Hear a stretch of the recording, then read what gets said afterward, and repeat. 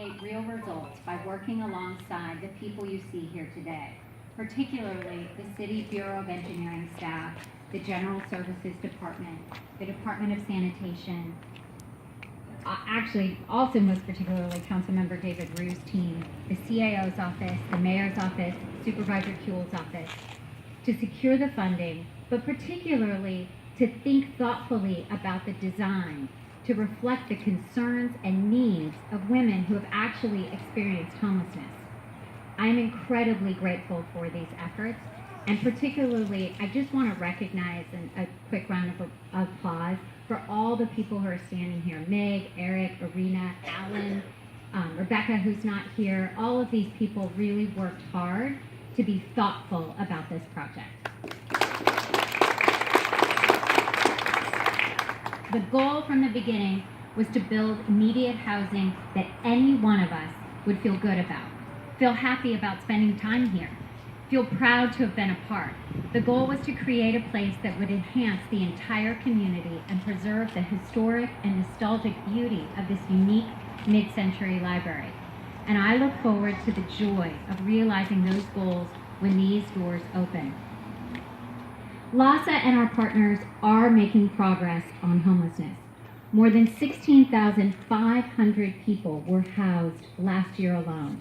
That's the most we've ever housed in any year. Veterans' homelessness is down 18%. But we all must do more, particularly for our most vulnerable residents, because nearly 1/4 of all Los Angeles County households live in poverty, and a majority of those households are led by women. And we see the result of this crisis on our streets. More than 9,000 new people ended up on the street last year.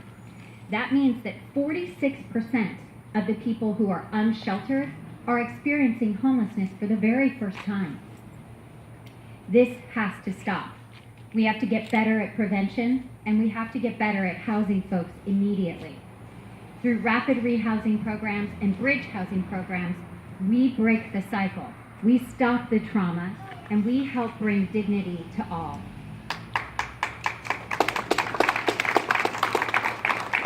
I have the unique honor of having worked on this site with many different hats.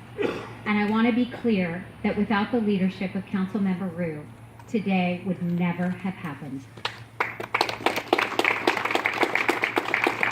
And I say that because we're going to need his continued initiative and the initiative of his tenacious staff, many of whom are here. Catherine, Nikki, Nick, Esteban, Mark, all of you will have to work tirelessly to make sure that this becomes a reality, as will all the city departments who are here today. And the truth is that we need hundreds of these sites and more neighborhoods to lead in this effort. And so most importantly, and particularly, I want to thank the neighbors of this community.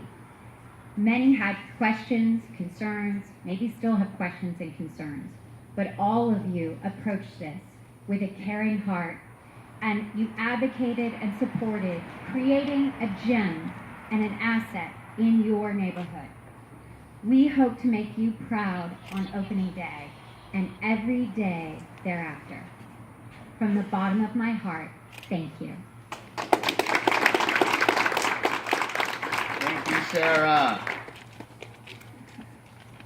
Now, this project didn't actually start with me. It started with the community. Community members recommended this site.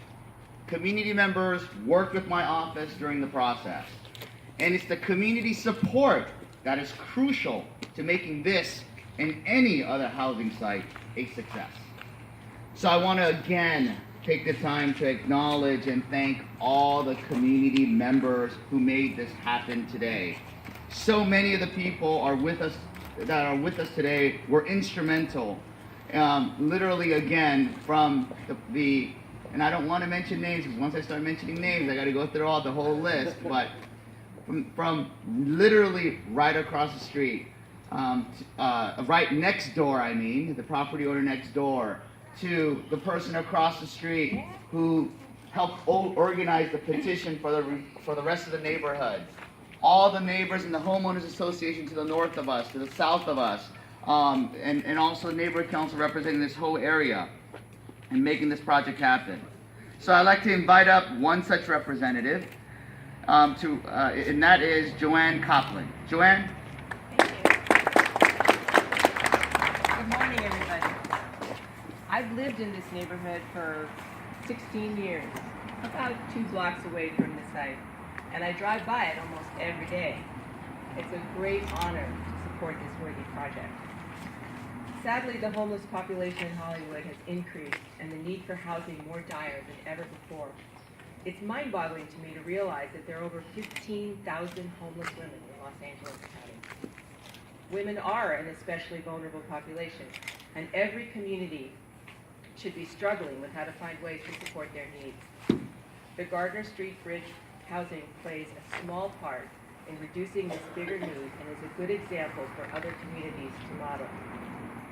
When my son was around 13 years old and was looking for a way to do community service, we chose a bridge shelter in Santa Monica. He was able to assist with serving lunch and sat down to talk with some of the residents. I remember him asking me how he would know that they were homeless if he saw them on the street. "They look like normal people, Mom." He learned that they were normal and that everyone can suffer from bad luck and need help to get back on their feet. But beyond the support Gardner Bridge Housing will provide to assist women in our community, we will now have a place in our neighborhood to teach our children to be compassionate, caring, thoughtful citizens. With Thanksgiving around the corner, it's the perfect time of year to remind those around us about the importance of giving back to our community. Gardner Bridge Housing gives me the opportunity to bring my children and my grandchildren here to create a community of compassion just blocks from my own doorstep. Thank you for letting the community be part of the solution to homelessness. Thank you, Joanne, and she is just one of many of the community members that are joined us here today. And finally, Ann McCall has been a tireless advocate for those experiencing homelessness. And as someone who knows this issue that homeless women are facing firsthand, she is an incredible voice for this community and an incredible champion for these projects. So I'd like to invite her up to say a few words. Ann? Oh, wow, my heart. First of all, I'm here because I was homeless. In November 2012, I landed in Skid Row. And for 10 months, I was at the Union Rescue Mission, and then I spent 1 year in a shelter in Santa Monica. And I'm glad to say that for the last 4 years this month, I have had my own apartment and a job, and now off the street. So, no one falls into homelessness in a day. It is a long spiraling out of control. And if you think it can't happen to you, it can. I had a 30-year career, master's degree. I was not heading towards that, but the trauma that I suffered literally cost me everything. So I just want you to understand that anyone who is already, or that is falling into homelessness, is on the precipice, they've already suffered severely and been traumatized long before they end up on the streets. And then they get on the streets, and that is even more traumatizing 100 different ways every day. One of the things that happened to me is I didn't fit the criteria to get services when I landed on the streets. I wasn't an addict, I wasn't pregnant, I didn't have HIV, I wasn't domestic violence, and I had to fight really hard to get off the streets myself. I had to advocate for myself. The other thing I discovered is I was a relatively new demographic of being homeless over 50. And that is the fastest growing demographic today in Los Angeles, is women 55 to 72 are falling rapidly into homelessness. With that, women are also the least served, and once again, the fastest growing demographic falling into homelessness. So this Gardner Street Shelter is super important, and I'm just super happy about it. So today, I advocate on the streets in my own neighborhood. I started in Skid Row because that's where I landed. But today I spent a lot of time in Koreatown because there too, the homeless population has exploded. I even have people who end up sleeping in my building at night in the hallways. And so I build relationships and I advocate for women because, see, I understand. I've lived that life. I know what they have to go through. So I work with them getting services and a case manager and medical help and mental health services. But most importantly, getting them shelter, getting them off the streets. I know their abject mental exhaustion and emotional exhaustion because that's what happens to you on the streets. You are beyond mentally and emotionally exhausted. I see the slow escape into addiction to cope, prostitution to survive, and the domestic violence, which is like 48% of the women on the street have suffered that.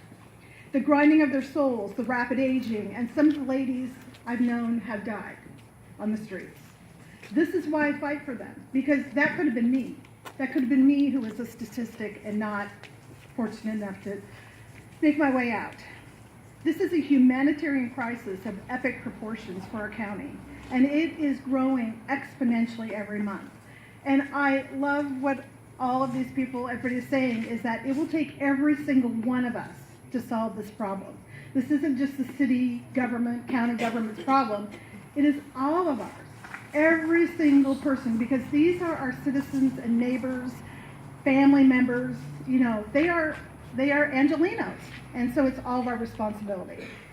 So I want to end by saying thank you to the city, to the county for their Herculean efforts to house our homeless. And I'm so full of joy today for this. And I want to add to what everybody else has said, that Hollywood, you rock. You guys have opened your arms and your hearts, and in any way that I can help you, or answer any questions, if you have any concerns about, I know a lot about these shelters. I know a lot about what goes on in the streets. If there's any way I can help you to ease your mind, or to be more, to not buy into the stereotypes or the myths, and really understand who these women are and where they want to get to, because I will tell you that the majority of people on the streets want off the streets, and especially the women. They want off. There's just nothing there for them to go to right now. So I just want to add one more thing. I want to add to the city. I want to implore you. One of my biggest frustrations, even though I'm very grateful, is it takes a year or more to open these shelters. People are suffering and dying. Our homelessness is exploding. If there's any way the red tape can be cut, a 10-month report is too long when you have people on the street suffering and dying and in need desperately of shelter. So with that, thank you. My heart is full of joy.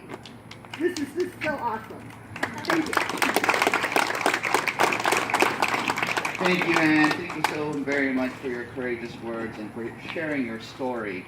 And before I close, just want to say, the City of LA, we are working hard at this. And just in the past couple of months, personally myself, I've had 3 homeless individuals, or 3 individuals who are experiencing homelessness want to come in and get shelter.